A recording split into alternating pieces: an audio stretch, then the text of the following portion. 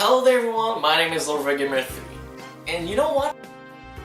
Always been a huge Rayman fan. My love for the series goes all the way back to 2001. Back then, I used to play Rayman 2 non-stop and I played it for days on end without stopping. It was definitely one of my favorite games back then. However, I am not looking in this game quite yet. This is why I've decided to focus my next 5 reviews to all the main canon Rayman games, all the way back to the very first to the Rayman Legends of 2013. With that said everyone, welcome to the Raymathon. Wait, hold on a sec. Alright, so apparently I've mixed the word Rayman with marathon.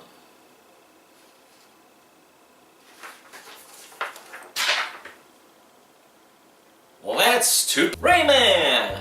Who doesn't love Rayman? Well, there's this guy.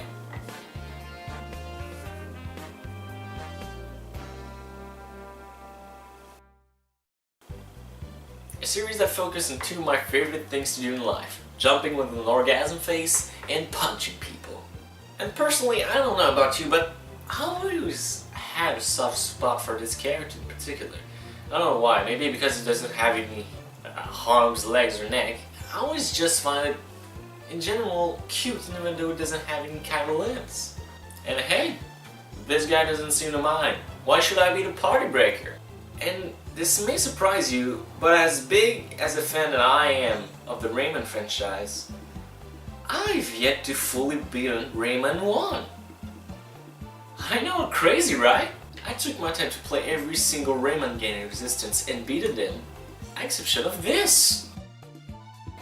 The fuck do I know? So to finally take the time to go and play this, just for this review, is a pleasure. While I can't exactly tell you the story about this game in my research, the most well-received PS1 game of all time, it sold over 4 million copies. Damn. So to see what this hype was all about just made me all the more excited to play this game. Let's see what this was about.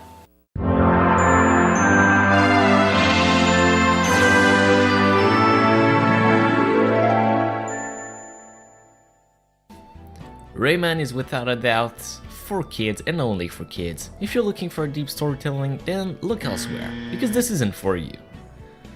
Alright, so what's this game's story then? Well, I may not surprise you if I say that basically what was once a beautiful landscape with lush forests and vivid rivers has got dark by an evil entity. Afterwards, well, that's it. I'm not joking here. This is it. Your job is to defeat this evil and restore the light of this world. I know this is for kids, but man, they didn't even try during the making of this story. Granted, there's some plot twist here and there, if you can call it plot twist, but this is overall a pretty poor excuse for a plot. I know I shouldn't compare this to the other titles, but after playing every other game in the series, I am baffled by the poor writing of this plot. In every Rayman game I've played beforehand, the writer were always able to make me laugh at some silly thing that happens inside the story with character interactions. Here it's simply not the case. Maybe I'm just too harsh on this, but so far the only thing that actually attracts me was the opening sequence. Nothing else in the game made me want to play to actually do anything, since everything seems to be normal. The game never explained why we're fighting these guys, they're just there. And the game does this on multiple occasions, which just makes me go, why? But hey, I've played my fair share of games with no explanation and still get a kick-ass time playing these. Just a reminder, if you want to play a game for a deep story, go for The Last of Us. That shit's good.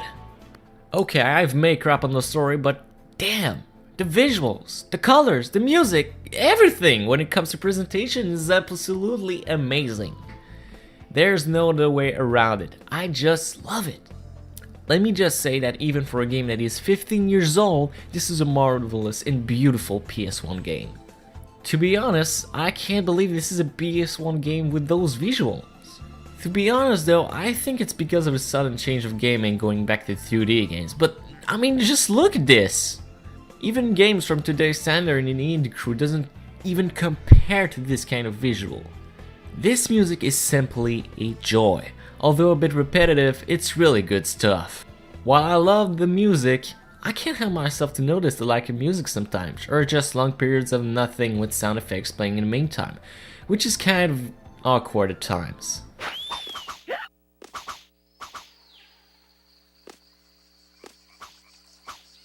For the cutscenes themselves, they're pretty good, with cute visuals and alright voice acting. Add this with beautiful background images and plenty of cute design for character, and you get what I think is one of the best presentations of any PS1 games. While I don't understand something like plant or vomit plant, or zombie plant, or what is this thing? So yeah, basically this game is pretty weird, but compensated with a marvelous looking world that will unleash your inner child. This game has just a solid presentation all in all, and is only the tip of the iceberg.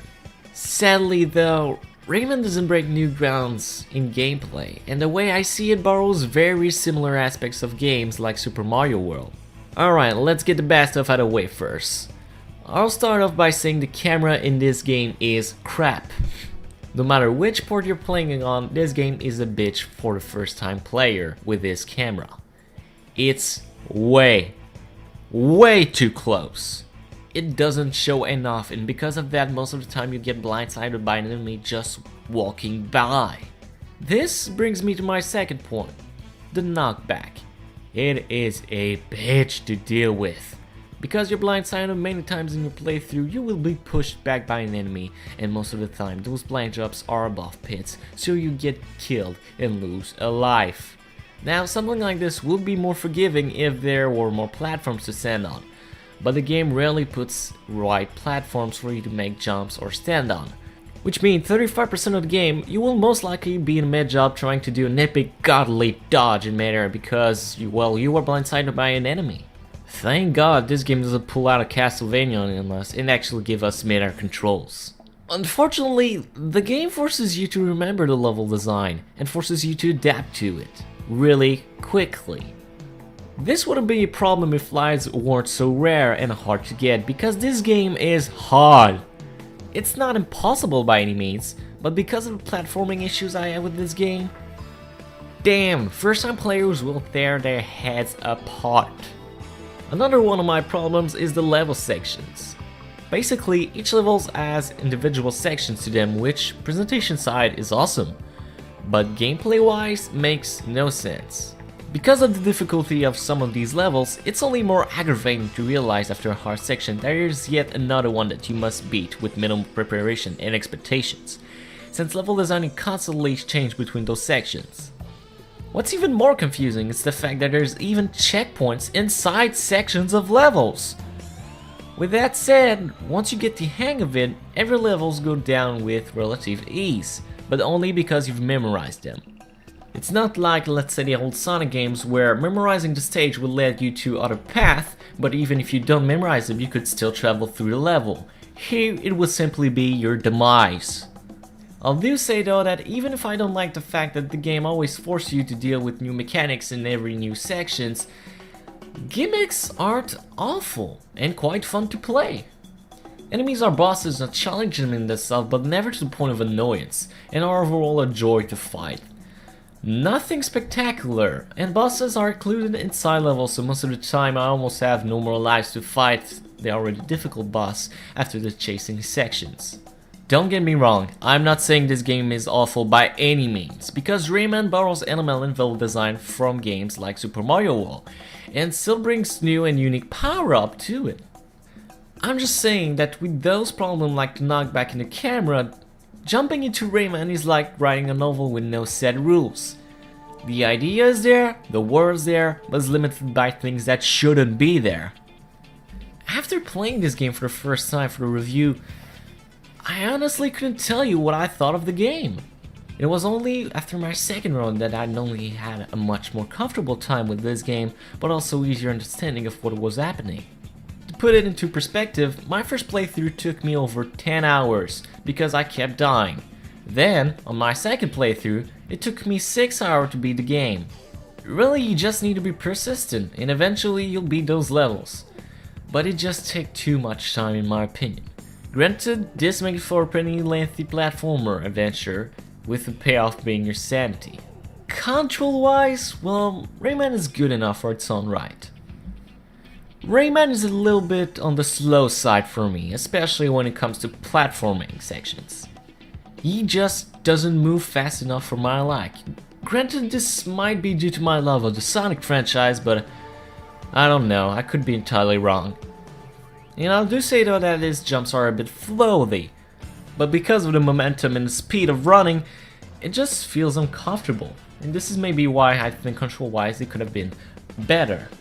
Again, there's power-ups to kind of make it better, like the running, but you actually need to deal with it for most of the game before getting this running power-up, which is, in my book, unacceptable. It fares good, but there's always something missing, you know?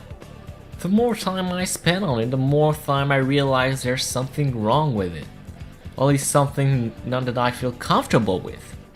The gameplay all in all is good enough for its own right, but I think it just borrows a little bit too more of the Mario level design and not enough is of his own thing.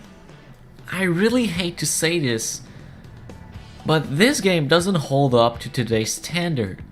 I legitimately think some of the aspects the game was going for were very well executed, like the multiple power-ups you gain such as the grappling punch, power punch, the helicopter, etc.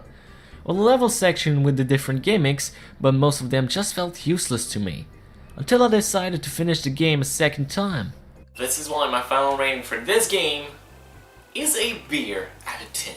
It's sour, not very tasty, but you feel like finishing it with a bad taste in your mouth, and it takes only a few more to truly appreciate the experience. I know this is a bad analogy, but that was the only thing I could come up with. Long-time Rayman fans will have a blast playing this if you haven't done this by now. But newcomers platformer, be aware, this game will kick your ass. And you can get this game for pretty cheap too. Exception of me though, because I paid it for 30 bucks. But finding a copy of this isn't as hard as you think, and you can get it for really cheap. So this is not a complete waste of money. So even after all I said, Rayman was still a very well received game. Only natural, I guess, for Ubisoft to make a sequel. So I'll see you guys next time with Rayman 2: The Great Escape. Thanks for watching.